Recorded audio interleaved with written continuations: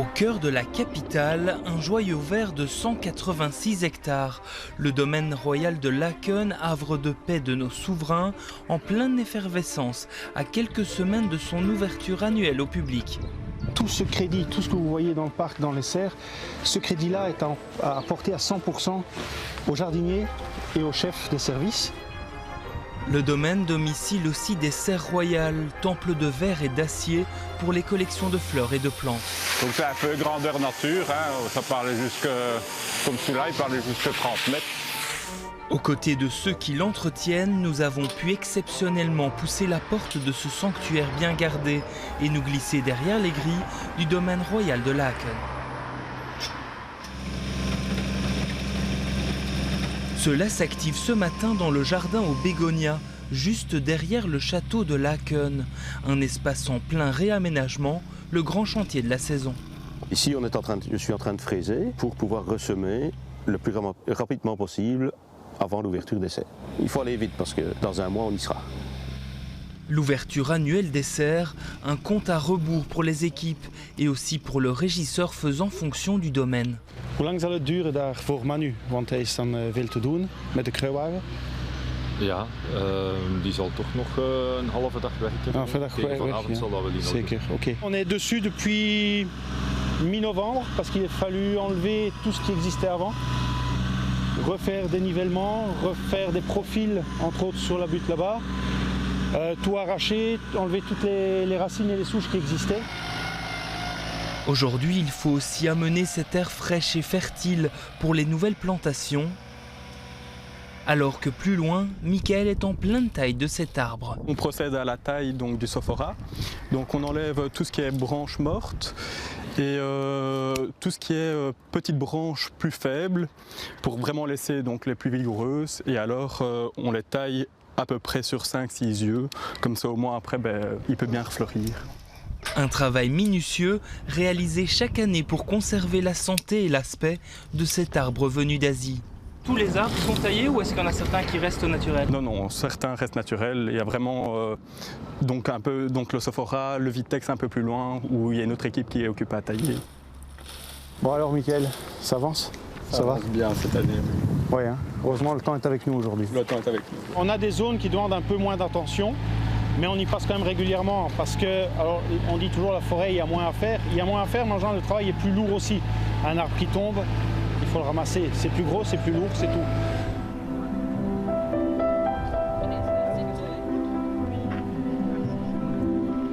Donc expliquez-nous, c'est quoi le travail d'un régisseur du domaine royal? Alors contrairement à ce qu'on voit ici à la TV, ce n'est pas se promener dans un très beau domaine. C'est beaucoup plus du travail de bureau, d'organisation, du travail administratif. Un peu comme un chef d'entreprise, je vais dire. Je suis plutôt quelqu'un, on va dire, qui va mettre l'huile dans les rouages ou celui qui agence le puzzle.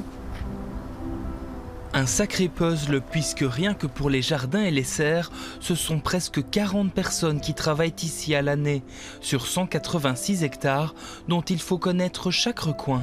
Est-ce que c'est un sentiment particulier pour vous de travailler comme ça dans un domaine royal qui a quand même une certaine histoire aussi?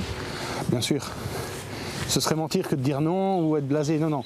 C'est toujours, quand on voit cette saison ici, le printemps qui sort, les fleurs, les oiseaux, simplement la beauté du parc. Non, c'est clair que c'est quelque chose de très très motivant. D'autant qu'aux espaces extérieurs s'ajoutent aussi 2,5 hectares de serres. L'écrin de la collection botanique royale. Les plantes poussent bien? Super. On ne doit pas une fois donner de l'engrais? La semaine prochaine? Ici, on va contrôler tout l'arrosage qui est de ce côté-là. Ouais. Et après, on ira voir dans l'autre serre, voir si les plantes, on s'en fout pas. La serre azalée aussi. Et la rhodo. La rhodo, ouais. contrôler. Donc voilà.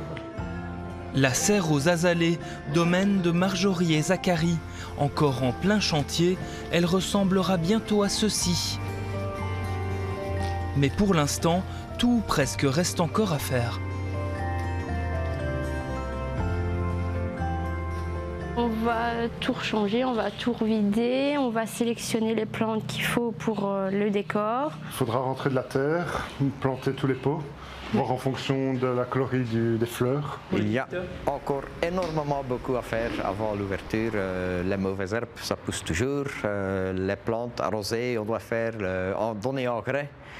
On ne sait pas quoi commencer d'abord. Autre chantier, le remplacement des vitrages, ici ceux de la galerie au géranium, endommagés par les tempêtes et les oiseaux.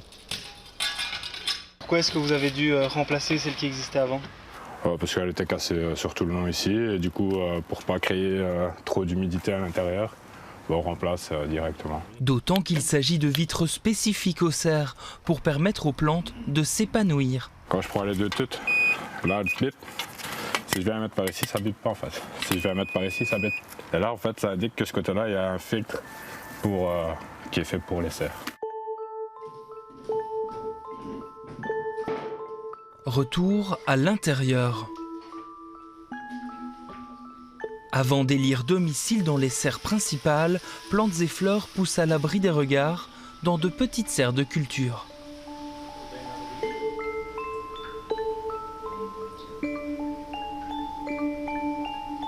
Le public n'a pas accès à ces serres, c'est privé. Le public passe dans la galerie, mais pas plus loin. Sans se douter que ça se trouve ici. Oui, tout à fait, tout à fait. Il ne s'imagine pas la panoplie de plantes qu'on peut avoir en stock. Car c'est ici que les jardiniers viennent puiser pour décorer les autres serres, une sorte de laboratoire où la pousse est millimétrée pour que chaque plante soit au paroxysme de sa floraison lors de l'ouverture des serres. Comme vous pouvez voir, il y a des plantes un peu plus avancées, des plantes un peu moins avancées. On va jouer au niveau des températures pendant l'hiver pour pouvoir arriver au bon moment pour la garniture, pour les portes ouvertes. Un travail de précision qui passionne Luc, lui qui est jardinier depuis 12 ans et demi aux Serres Royales. C'est pas un lieu anodin déjà, mais pas seulement, c'est une passion depuis ma tendre enfance, je veux dire, quelque chose que j'ai toujours voulu faire.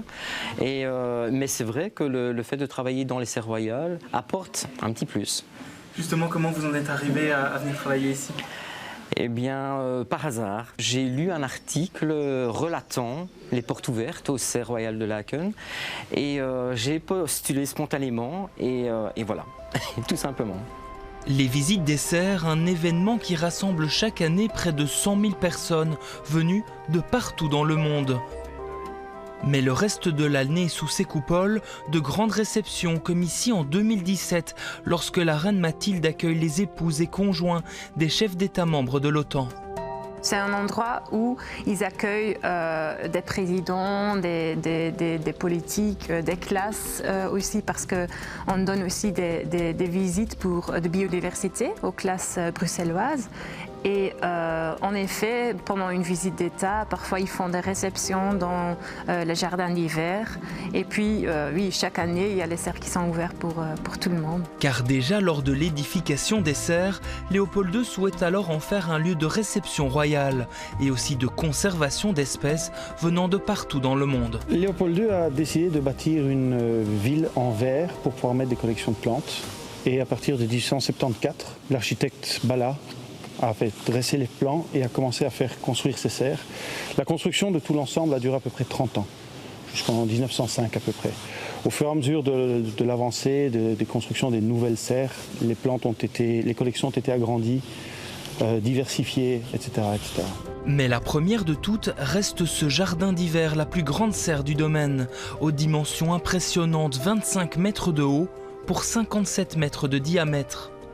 De quoi accueillir les plus hauts palmiers et une végétation subtropicale sur lesquelles Pierre veille jour après jour.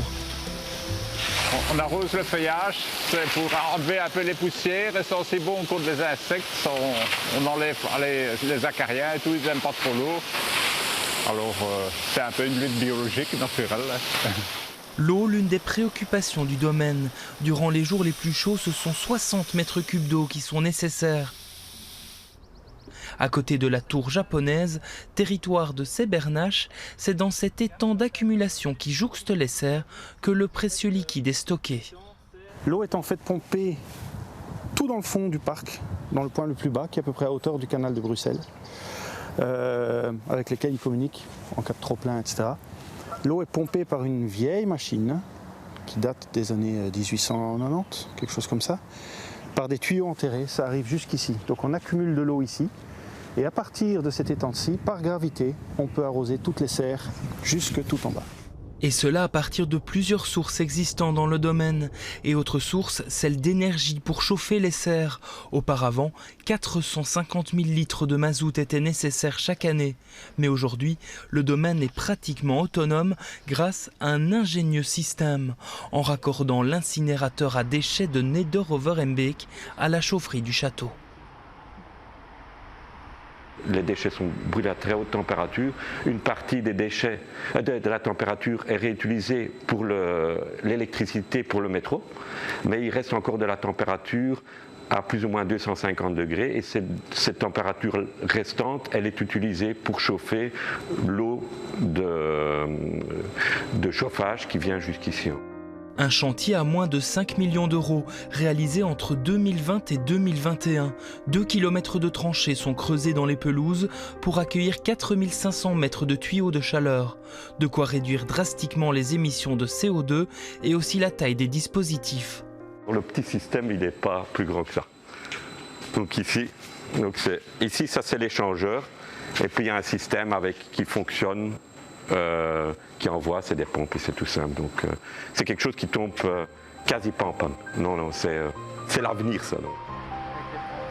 L'avenir, le présent, le passé, tout semble cohabiter à l'ombre du château de Laken, domicile du roi Philippe et de la reine Mathilde depuis 1999. Un domaine témoin de la petite et de la grande histoire, des lieux foulés par nos souverains, mais aussi par des passionnés gardiens de ce temple de verdure au cœur de Bruxelles.